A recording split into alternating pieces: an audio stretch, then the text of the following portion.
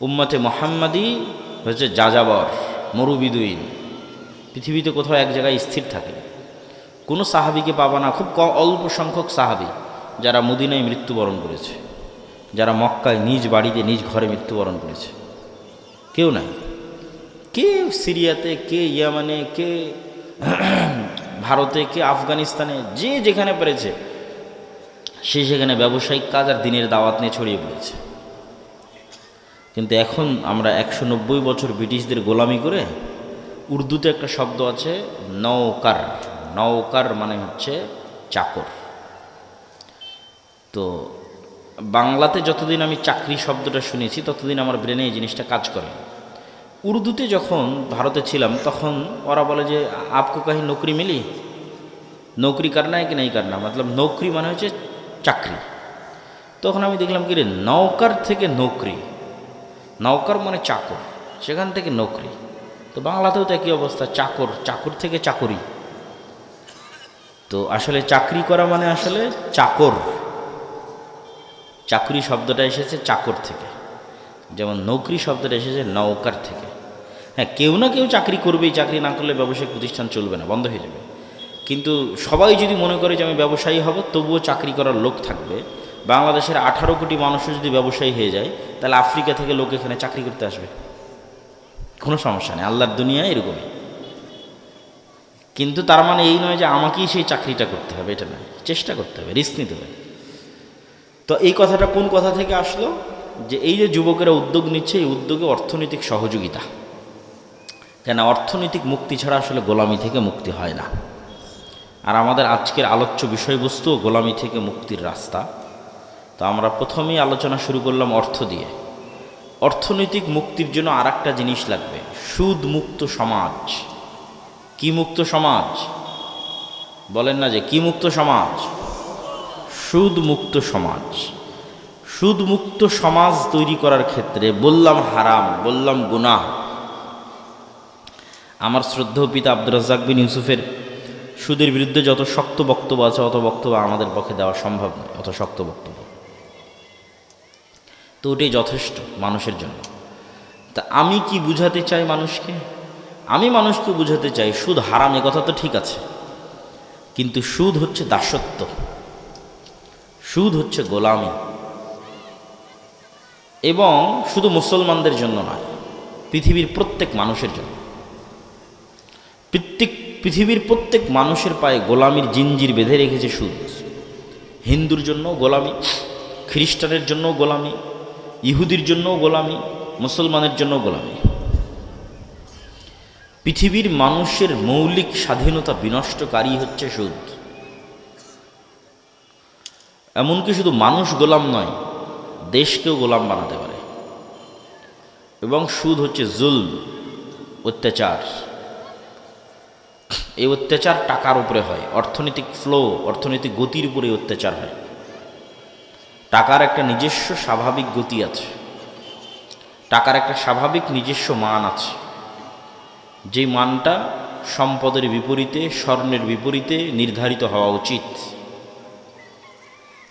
তো সুদ যখন সমাজে প্রচলিত হয়ে যায়, তখন মানুষের মধ্যে গোলামির জিঞ্জিরে আবদ্ধ হওয়ার যে প্রবণতা, এটা তৈরি হয়ে যায়। কিভাবে? ধরেন, যত মা এবং বোন বক্তব্য শুনতেছে, এদের অনেকেই কোনো না কোনোভাবে কিস্তির সাথে যুক্ত আছে। তো এই কিস্তির লোন, তোমরা স্বেচ্ছাসেবকরা কী করতেছো? পিছনে যারা আছে ওনাদের বসার ব্যবস্থা করো না কেন? অনেক মানুষ পিছনে দাঁড়িয়ে আছে।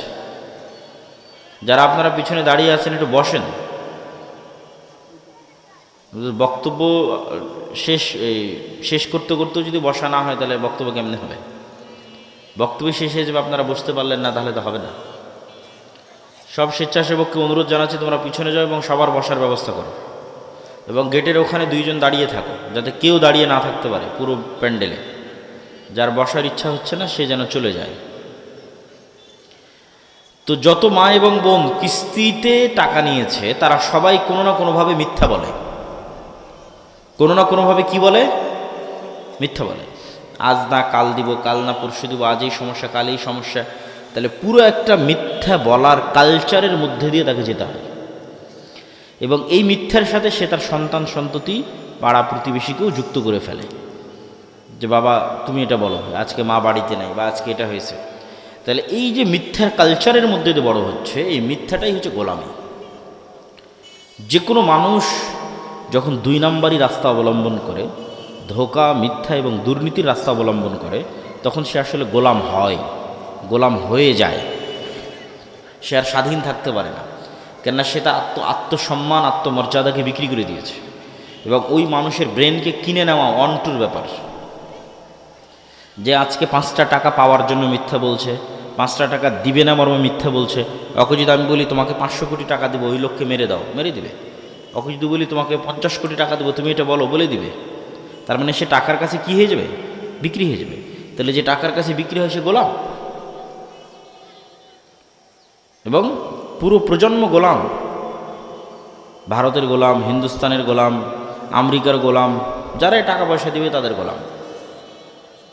তাহলে গোলামির জিঞ্জির থেকে মুক্ত হওয়ার জন্য সত্যবাদিতা, ন্যায়পরায়ণতার উপর অটল থাকতে হয়। তাহলে আপনি নেতা হতে পারবেন। বাংলাদেশের নেতা নয়, পৃথিবীর নেতা হয়ে যাবেন। শুধু বাংলাদেশের না, পুরো পৃথিবীর নেতা হবে যদি মুসলমানরা এই একটা গুণের উপর অটল থাকে, যে 2 নম্বর কোনো রাস্তা অবলম্বন করব না, দুর্নীতি, ধোঁকা, মিথ্যা, প্রতারণার অংশ হবে না। তো এই দুর্নীতি, মিথ্যা, ধোঁকা, প্রতারণার অংশ থেকে বেঁচে থাকার জন্য সুদ বা লোন থেকে বেঁচে থাকা খুব জরুরি। এটা আপনাকে মিথ্যার রাস্তায় টেনে নেবেই। এই জন্য ইসলামের অর্থনৈতিক ভিত্তির, তোমরা এই ড্রোনটা সরাও তো বাবা, ও যা উড়ানো হয়েছে হয়েছে, একে সরাও। তো এই জন্য ইসলামের অর্থনৈতিক মূলনীতিগুলোর একটা বড় মূলনীতি হচ্ছে অল্পে সন্তুষ্ট থাকা। অল্পে সন্তুষ্ট থাকা মানে যত বিলাসী পণ্য আছে, সেই বিলাসী পণ্যে সুদের লোন নেওয়া বহু পরের কথা, কর্জে হাসানা নেওয়াও জায়েজ হবে কি না এটা আলোচনা করতে হবে। আবারও শুনেন আমার কথা। বিলাসী পণ্য মানে ফ্রিজ, বিলাসী পণ্য মানে এসি, বিলাসী পণ্য মানে আমার একটা বাটন ফোন দিয়েই চলে, আমি এখন অ্যান্ড্রয়েড ফোন নেব। বিলাসী পণ্য মানে আমার টিনের ঘরেও থাকতে পারি, তাও ইট দিয়ে ঘর তৈরি করব। তথা এমন কিছু যা না হলে আমি মরে যাচ্ছে এরকম নয়। আমার ছেলে অ্যাক্সিডেন্ট করেছে, মেডিকেলে আছে, এখন আমার টাকার দরকার, সেটা ভিন্ন। আমার ছেলে মেয়েকে বিবাহ দিব অথবা বাইরে বিশ্ববিদ্যালয়ে পড়াতে পাঠাবো, টাকার প্রয়োজন, সেটা ভিন্ন। কিন্তু এমন কিছু যেটা না হলেও আমি বেঁচে থাকতে পারতেছি, কিন্তু তারপরও চাচ্ছে করি, এইরকম কিছুর জন্য সুদের লোন বহু পরে কর্জে হাসানাও নেওয়া যাবে কি না, জায়েজ হবে কি না, এটা আলোচনা করতে হবে। আমি জানি না যে এরকম কোনো কাজে কর্জে হাসানা নেওয়া জায়েজ হয় কি না। যে আমার বাড়িতে ফ্রিজ নাই, বাবা তুমি আমাকে 20,000 টাকা ধার দাও, তোমাকে আমি পরিশোধ করে দেবো, আমি ফ্রিজ কিনবো। সুদে নিচ্ছি না, স্বাভাবিক কর্জে হাসানা।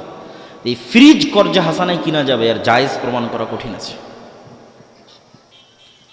কর্জে হাসানাই তখন নেওয়া যাবে, সুদের লোন বহু পরে, কর্জে হাসানাই তখন নেওয়া যাবে যখন বিপদে, তখন। আর স্বাভাবিক জীবনে অল্পে সন্তুষ্ট, অল্পে সন্তুষ্ট, সবর, যতদূর পর্যন্ত হালাল ইনকামে চলে, যতদূর পর্যন্ত হালাল ইনকামে চলে। আর এই কারণেই এই সমস্ত জিনিসগুলো ক্রয়ের কারণে আমরা ধনী হতে পারি না, গরিব হয়ে যাই। এটা আজকে একটা ফাইন্যান্সের একটা মূলনীতি দিয়ে যাই। যারা MBA BBA করে ওরা আরও ভালো বলতে পারবে। আমিও যেহেতু টুকটাক পড়েছি, 1 বছর মাস্টার্স করেছি, তা আমারও টুকটাক সামান্য প্রাইমারি নলেজ আছে যে মানুষ কিন্তু ধনী আর গরিব চলাফেরায় ধনী গরিব হয়ে যায়। যার চলাফেরা ধনীর মূলনীতির মতো ধনী হয়ে যাবে, আর যার চলাফেরা গরিবের মূলনীতির মতো গরিব হয়ে যাবে। তো মূলনীতিটা কি? মূলনীতি হচ্ছে গরিব যদি আজকে 50,000 টাকা পায়, গরিব যদি আজকে 1 লাখ টাকা পায়, তাহলে চিন্তা করবে এই 1 লাখ টাকা দিয়ে কী করি। 1 লাখ টাকার 20,000 টাকা দিয়ে একটা এসি কিনি, 20,000 টাকা দিয়ে একটা ফ্রিজ কিনি, আর 30-40 হাজার টাকা দিয়ে এটা কিনি। তাহলে এমন কাজে খরচ করলো যেখান থেকে আরও খরচ হবে, বুঝেন? এমন জায়গায় খরচ করলো যেখান থেকে আরও কি হবে, খরচ হবে। এসির বিল আসবে না, কারেন্টে বিল আসবে না, ফ্রিজ চললে কারেন্টের বিল আসবে না, বিল আসবে। মোটরসাইকেল যদি কিনে ওখানে তেল দেওয়া লাগবে না, তেল দেওয়া লাগবে। ও যদি মোবাইল কিনে মোবাইলে টাকা ঢুকানো লাগবে না, ইন্টারনেটের বিল দেওয়া লাগবে না, ওয়াইফাই নিলে ওয়াইফাইয়ের বিল দেওয়া লাগবে না। তাহলে এমন কাজে খরচ করলো যেখান থেকে আরও টাকা খরচের রাস্তা তৈরি হলো। এ গরিব হবে, জীবনে কোনো দিন ধনী হতে পারবে না, লিখে নেন। আর যারা ধনী হয় ওরা কি করে, ধনী যদি 1 লাখ টাকা আজকে পায়, তাহলে চিন্তা করবে 1 লাখ টাকা কি করলে আরও 5টা টাকা ইনকাম করা যাবে। জাস্ট এই এক সিদ্ধান্তে মানুষ ধনী হয় আর গরিব হয়, যে আমি আজ 1 লাখ টাকা ইনকাম করেছি, আমি এখন চিন্তা করছি 1 লাখ টাকা কি করলে আরও 5 টাকা ইনকাম করা যাবে। তখন 1 লাখ টাকা দিয়ে একটা গরু কিনলো, গরু কিনে বাড়িতে রাখলো, 3 মাস পর কুরবানি দিয়ে বিক্রি করে দিল। এই কিন্তু একদিন না একদিন ধনী হবেই হবে, আপনি লিখে রাখেন। শুধু এই সিদ্ধান্তে মানুষ ধনী আর গরিব হয়ে যায়। তাহলে ও কি কোনোদিন এসি ফ্রিজ কিনবে না? মূলধন খরচ করে কখনো এসি ফ্রিজ কিনতে হয় না, বিলাসী পণ্য কিনতে হয় না। মূলধনকে আরও টাকা বানানোর জন্য ইনভেস্ট করতে হয়। ওখান থেকে যখন আবার 5-10 টাকা লাভ আসবে, ওই লাভের টাকা জমিয়ে জমিয়ে যদি কোনোদিন আপনি 5 বছরে একটা ফ্রিজ কিনলেন, ওই লাভের টাকা জমিয়ে জমিয়ে আর 5 বছরে একটা এসি কিনলেন, তাতে সমস্যা নেই। কিন্তু মূল যে বেতনের টাকা পাচ্ছেন, সেই বেতনের টাকাটি দিয়ে মূল যেটা ধান বিক্রি করে টাকা হয়েছে, এই মূল টাকাটি দিয়ে আপনি এমন জায়গায় খরচ করলেন যেখানে আরও বেশি খরচ হবে, তাহলে আপনি জীবনে কোনো দিন ধনী হতে পারবেন না, মরা পর্যন্ত গরিব থেকে যাবেন। এই জন্য মূল টাকাটা ইনভেস্ট হতে হবে, যেখান থেকে আবার কি আসবে বলেন তো, আবার কি আসবে? আবার টাকা আসবে, আবার 1 টাকা হলেও ইনকাম হবে, তাহলে আপনি ধনী হবেন। আর যদি এই সবরের উপর, এই ধৈর্যের উপর টিকে থাকতে পারেন, যে আমি আমার বিলাসিতার জন্য, আমার পরিবারের বিলাসিতার জন্য কম খরচ করব, আরও বেশি কিভাবে টাকা ইনকাম করা যায় সেটার জন্য বেশি ইনভেস্ট করব, তাহলে আরও দ্রুত ধনী হবেন, আরও তাড়াতাড়ি ধনী হবেন। আর যে যত বিলাসী সে তত গরিব, যে যত বিলাসী সে তত গরিব, যে যত ত্যাগী সে তত ধনী, যে যত ত্যাগী সে তত ধনী। আর টাকা যখন আসবে তখন প্রথমে খরচ করতে হবে গরিব মিসকিনের জন্য, অসহায়ের জন্য, মসজিদ মাদ্রাসার জন্য। কেননা টাকা দিয়ে জান্নাত কিনতে হবে, ইবাদত দিয়ে জান্নাতের গ্যারেন্টি দেওয়া খুব কঠিন, গুনাহ থেকে মুক্ত থেকে জান্নাতের গ্যারেন্টি দেওয়া কঠিন। কে এখানে দাঁড়িয়ে বলতে পারবে যে আমি 1 ওয়াক্ত সালাতও কাজা করিনি? কে দাঁড়িয়ে বলতে পারবে যে আমি 1 ওয়াক্ত সালাতও দুনিয়ার কথা চিন্তা করি না? কেউ বলতে পারবে না। কে দাঁড়িয়ে বলতে পারবে যে আমি নিষ্পাপ, জীবনে একটাও গুনাহ করিনি? তাহলে আল্লাহর সামনে দাঁড়িয়ে বলতে পারবেন না আল্লাহ 1 ওয়াক্ত সালাতও কাজা করি না, তবে আমাকে জান্নাত দিতেই হবে, বলতে পারবেন না। আল্লাহ আমি জীবনে একটাও গুনাহ করিনি, জান্নাত দিবা না কেন? তাহলে জান্নাতে যাওয়া নির্ভর করতেছে আল্লাহর দয়ার উপর, যে আল্লাহ সালাত তো ভালো মতো আদায় করতে পারিনি, মাফ করে দাও। আল্লাহ গুনাহ তো অনেক করেছি, ক্ষমা করে দাও। আল্লাহ দয়া করে ক্ষমা করে দিলে জান্নাতে যেতে পারবে। কিন্তু চ্যালেঞ্জ দিয়ে জান্নাতে যাওয়ার 2টা রাস্তা আছে। চ্যালেঞ্জ, জান্নাতে যাবই, তার একটা হচ্ছে টাকা। যে ঠিক আছে যতদূর পারছি আল্লাহর ইবাদত করি, অন্তত 5 ওয়াক্ত সালাত ঠিক রাখি, কবিরা গুনাহ থেকে বেঁচে থাকি, তারপরে যদি ভুল ত্রুটি কিছু হয়, ইবাদতে যদি কিছু কমতি হয়, তাহলে জান প্রাণ দিয়ে টাকা ইনকাম করো, টাকা ইনকাম করে ওই টাকা আল্লাহর রাস্তায় দান করো। দিয়ে কিয়ামতের মাঠে ধনী অবস্থায় উঠো, গরিব অবস্থায় উঠিও না। দুনিয়াতে যারা ধনী তাদের যে কোনো বিপদ ওরা টাকা দিয়ে কাটিয়ে উঠতে পারে। যে ঠিক আছে এখনই আমার অসুখ হয়েছে, চলে গেলাম সিঙ্গাপুর, টাকা আছে যে। ঠিক আছে আমার এই সমস্যা, কেস কোর্ট কাচারি মামলা হয়েছে, টাকা দিয়ে বের হয়ে গেল, জরিমানা দিয়ে বের হয়ে গেল। তো এই সেম ধনী মানুষেরা কিয়ামতের মাঠে এক্সট্রা বেনিফিট পাবে যদি কিয়ামতের মাঠে ধনী অবস্থায় উঠে। তো কিয়ামতের মাঠে তার ইনস্ট্যান্ট টাকা ইনকাম করার সুযোগ নাই, কিয়ামতের মাঠে তার ইনস্ট্যান্ট মানুষের কাছে টাকা ধার নেওয়ার সুযোগ নাই। তাহলে কিয়ামতের মাঠে ধনী অবস্থায় উঠতে হলে আগেই দিয়ে যেতে হবে, মানে এখন কোটি কোটি টাকা কিয়ামতের অ্যাকাউন্টে জমা করে যেতে হবে। দিয়ে এখন কিয়ামতের মাঠে যখন উঠলেন তখন আপনি মনে করেন 100 কোটি টাকার মালিক, কথার কথা বলতেছে। দেন 100 কোটি টাকার মালিক, যত সালাতে কমতি আছে, আর যত আল্লাহর হস্তে গুনাহ আছে, আর যত মানুষ পাওনাদার আছে, যে আল্লাহ আমার নামে গীবত করেছে, আল্লাহ আমাকে গাল দিয়েছে, আল্লাহ আমাকে কমেন্টে নিন্দা করেছে, আল্লাহর কাছে তো কেস আসতে থাকবে। আর ও পাশে বসে থেকে টাকা দিতে থাকবে। আর 100 কোটি টাকার মালিক না, টাকা দিতে দিতে দিতে দিতে জান্নাত আর কিনা হয়ে গেছে। কোনোটাতেই আর ওকে কেউ আটকাতে পারলো না, ও এখন সোজা জান্নাতে চলে যাবে। বলেন আল্লাহু আকবার। এই জন্য জান্নাত নিশ্চিত করার জন্য টাকা লাগবে, এবং ওই টাকা আল্লাহর রাস্তায় ব্যয় করতে হবে। ওই সমস্ত মানুষেরা খুবই ভাগ্যবান যারা টাকা ইনকামও করতে পারে, আবার টাকা আল্লাহর রাস্তায় ব্যয়ও করতে পারে। কিছু মানুষ আছে টাকা ইনকাম করতে পারে ঠিকই, কিন্তু ওই যে ছেলেটা বললো না যে আনন্দ উৎসব, ডিজে পার্টি, বিনোদন, ঘোরাফেরা, গান বাজনা, মদ, নারী, দুবাই, ঠিক আছে, বেহায়াপনা বেলিল্লাপনাতে টাকা শেষ করে দিচ্ছে। তো ওর কথা নয়, যে টাকা ইনকামও করতে পারে, আবার টাকা কোথায় ব্যয় করতে পারে? আল্লাহর রাস্তায়। এ খুব সৌভাগ্যবান, খুবই সৌভাগ্যবান। এর কাছে জান্নাত বিক্রি হয়ে যাবে। এই জন্য যুবকেরা বসে থাকার কোনো সুযোগ নাই, অলসতার কোনো সুযোগ ইসলামে নাই, সময় নষ্টের কোনো সুযোগ ইসলামে নাই। আল্লাহ সুবহানাহু ওয়া তাআলা এই পৃথিবীকে নেতা হওয়ার জন্য দুইটা ফাংশনের উপর দাঁড় করিয়ে রেখেছে। একটা ফাংশনের নাম জ্ঞান এবং শিক্ষা, আর একটা ফাংশনের নাম সত্যবাদিতা এবং ন্যায়পরায়ণতা। তুমি মোবাইলের যেই বাটনে চাপ দিবা, সেই বাটন সেইভাবেই কাজ করবে। তো এখন ইহুদি খ্রিস্টানেরা যদি জ্ঞান অর্জন করে, শিখে, পড়ে, লেখে, আর মুসলমানের সন্তানেরা, সৈয়দপুরের সন্তানেরা যদি গান বাজনা, ফ্রি ফায়ার, পাবজি, ইউটিউব, ঠিক আছে, আইপিএল, বিপিএল, অনলাইন বেটিং, জুয়া, বিড়ি, সিগারেট, মদ, এগুলো যত সময় নষ্টের রাস্তা আছে, এগুলোতে সময় নষ্ট করে, তো আল্লাহ বলবে না যে ইহুদি খ্রিস্টান তোরা থাম, তোরা এত পড়তেছিস, এত জ্ঞান অর্জন করতেছিস, তোদেরকে আমি নেতা বানাবো না। আমার সৈয়দপুরে একটা মদখোর, জুয়াখোর বান্দা আছে, ওকে নেতা বানাবো। এটা করবে নাকি আল্লাহ? তোমাদের কি মনে হয় আল্লাহ এটা করবেন? জি না। যে জ্ঞান অর্জন করবে ওই নেতা হবে, এভাবেই পৃথিবী দাঁড়িয়ে আছে। আর যে এই যে জুয়া, মদ, নেশায় সময় দিবে, গোলাম হবে, বাই ডিফল্ট অটোমেটিক গোলাম। 14 গোষ্ঠী প্রজন্মের পর প্রজন্ম গোলাম। জন্য নেতা হতে হলে জ্ঞান ছাড়া রাস্তা নাই।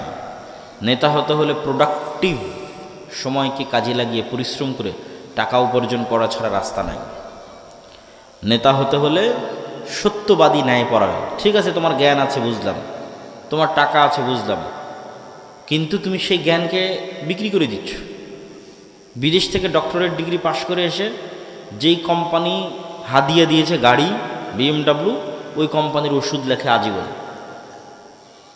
তাহলে তো জ্ঞানকে বিক্রি করে দিল। তাহলে তোর সত্যবাদিতা, ন্যায়পরায়ণতার উপর অটল থাকতে পারলো না। ওইটা দিয়ে হবে না, সবগুলো লাগবে।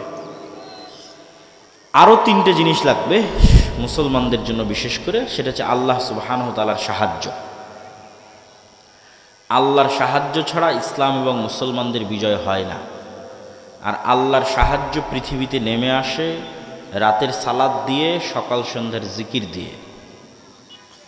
সালাত এবং জিকির পৃথিবীতে আল্লাহর সাহায্য নেমে আনার টেকনোলজি, প্রযুক্তি, এবং পৃথিবীর সর্বোচ্চ পর্যায়ের প্রযুক্তি।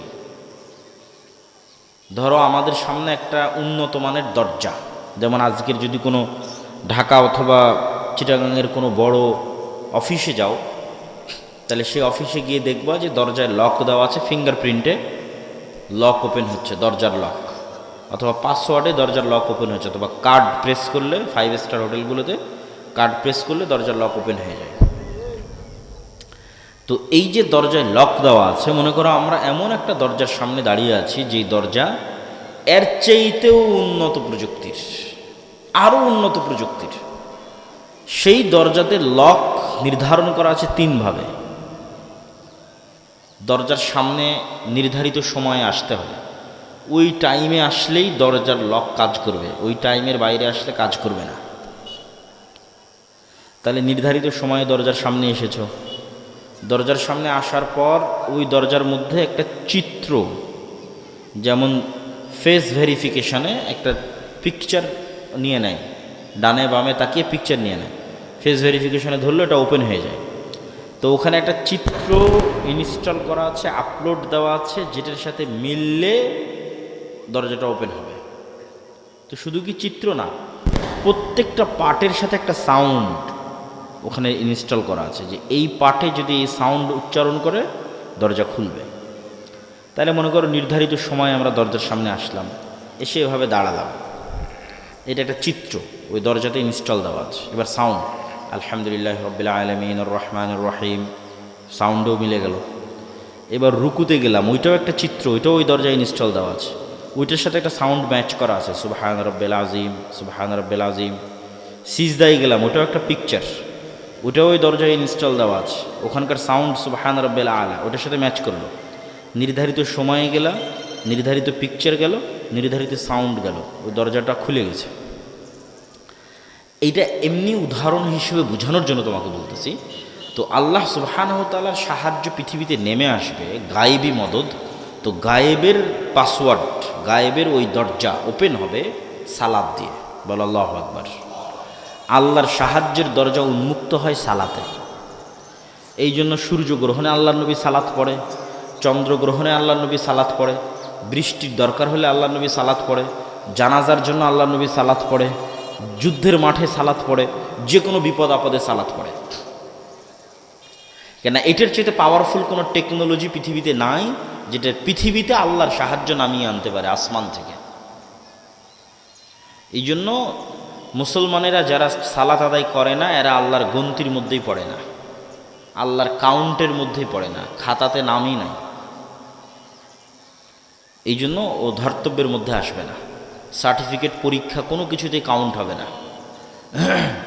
যতক্ষণ আছে সালাতে ততক্ষণ কাউন্ট হবে। আরও যদি তোমাদের সহজ করার জন্য বলি, ইয়াং জেনারেশন, তোমাদের সহজের জন্য বলতেছি, ইবনুল কাইয়িম রাহিমাহুল্লাহ বলছে যে বান্দা যখন সালাতে দাঁড়ায় এবং নির্ধারিত সিজদার জায়গায় চোখ রাখে তখন আল্লাহ সুবহানাহু ওয়া তাআলা তার নূরের পর্দা সরিয়ে বান্দার মুখোমুখি হয়ে যান। বান্দার অন্তর যখন দুনিয়ার অন্য কোনো কথায় ব্যস্ত হয়ে যায় তখন আল্লাহ আবার নূরের পর্দা দিয়ে সরে যান, বান্দার আর মুখোমুখি থাকেন না। তো এই উদাহরণ যেহেতু ইবনুল কাইয়িম রাহিমাহুল্লাহ দিয়েছে, আমি তোমাদের বোঝার জন্য আরও সহজ উদাহরণ দিই। তোমরা অনলাইনে জুমে ক্লাস করো না? অনেকেই অনলাইনে ক্লাস করেছো, এরকম কে কে আছো এখানে? যখন ক্লাস করো তখন ইন্টারনেট কানেক্ট থাকার কারণে তোমার টিচার অনলাইনে আসলো, তুমিও জুমে লগ ইন করে ক্লাসে ঢুকে গেলাম। তাহলে তোমার চেহারা তোমার টিচার দেখতে পাচ্ছে, তুমি তোমার টিচারের চেহারা দেখতে পাচ্ছ। তো ইন্টারনেটের যে প্রযুক্তি, এই প্রযুক্তির চাইতেও হাজার এবং কোটি গুণ টপ লেভেলের প্রযুক্তি হচ্ছে সালাত, যেটাতে বান্দা তার রবের মুখোমুখি হয়ে যায়। বল আল্লাহু আকবার। তো তুমি যেমন এই যে ক্লাসে অনুপস্থিত যদি থাকো তোমাকে পরীক্ষা দিতে দিবে, তোমাকে সার্টিফিকেট দিবে। অনলাইন ক্লাসে তুমি তোমার টিচারের মুখোমুখি হলো না, অনুপস্থিত থাকলা, তো তোমার সার্টিফিকেটও নেই, তোমার নাম্বারও নাই, কিছুই নেই। তো তুমি দিনে 5 বার রবের দরবারে গিয়ে হাজিরা দিলে না, ওই সেম সিস্টেমে, সেম ফরম্যাটে যেটাতে গায়েবে নির্ধারণ করা আছে, লাউহে মাহফুজে যেই ফরম্যাট নির্ধারিত আকারে আছে ওটার সাথে মিলতে তো হবে। ওটাই তো পাসওয়ার্ড হিসেবে বললাম। তুমি দিনে 5 বার ওই কাজটা করলে না, তো তুমি তো আল্লাহর গন্তির খাতার মধ্যেই নাই। তোমার এখন বাকি আমল দিয়ে লাভ কি? তোমার ভোট দিয়ে লাভ কি? তোমার তাকবীর দিয়ে লাভ কি? তোমার মিছিল দিয়ে লাভ কি? কোনোটাই কোনো কাজে আসবে না, সব বাদ, সব জিরো। আগে হাজিরা হতে হবে, হাজিরা হওয়ার পর বাকি কাজ। এই জন্য 5 ওয়াক্ত সালাতের কোনো বিকল্প নাই। নিজের পরকাল বাঁচাতে, আল্লাহর সাথে নিজের সম্পর্ক ঠিক রাখতে এবং গোলামি থেকে মুক্তির লক্ষ্যে 5 ওয়াক্ত সালাত সবার আগে, সবার চেয়ে জরুরি। 2 নম্বর আর একটা আমরা বলেছি জিকির। একটু পানি বা একটু চা দিয়েন তো। সকাল সন্ধ্যার জিকির, জিকির বোঝানোর জন্য, এরকমই তোমাদের পরিভাষায় বোঝানোর জন্য আমি বলি জিকির হচ্ছে সাউন্ড টেকনোলজি, আওয়াজ কেন্দ্রিক একটা টেকনোলজি, একটা প্রযুক্তি। এই যে এখানে যত ক্যামেরা আছে, পানি দিলেও হবে, সমস্যা নেই। এখানে যত ক্যামেরা এবং মোবাইল আছে এগুলো সবগুলোই আলো বা লাইটের যে ওয়েভ, তরঙ্গ আছে, ওই টেকনোলজির উপর দাঁড়িয়ে আছে। সমস্যা নেই, সমস্যা নেই, জাযাকাল্লাহ।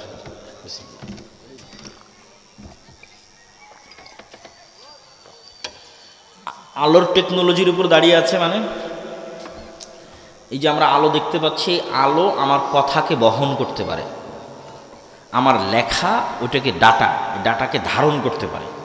আমি এখান থেকে বলতেছি, এই আলো এই কথাটাকে ওর গতিতে উড়িয়ে নিয়ে আমেরিকা চলে যাচ্ছে ওই মোবাইলের মাধ্যমে। এখন বলতেছি আমেরিকায় ওরা এখন শুনতে পাচ্ছে।